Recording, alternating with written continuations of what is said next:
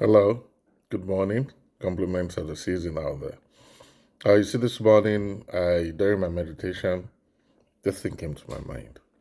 Do you know that the same land that God took Abraham to, Canaan, the land of Canaan, was the same place that the children of Israel came back to after 400 years in slavery and 40 years in the wilderness?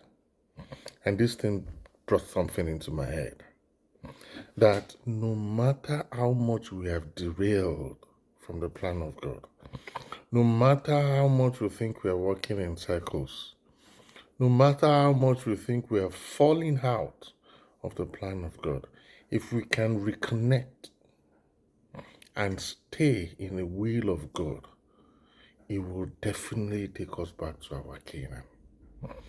God said in His Word that there's a plan that He has for you and I. He said He knows you even before you were formed in your mother's womb. Same with me.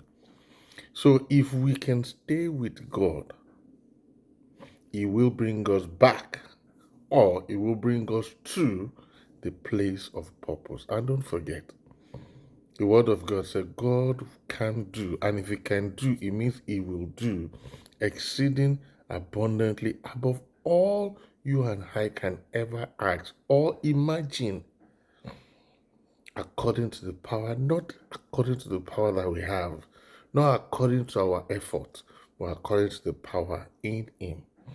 So this morning or this day, I'm just trying to encourage you, no matter what the situation looks like, no matter what your aspiration, remember that you have to stay in God and He will take you to that place called Canaan in your life. Thank you for listening.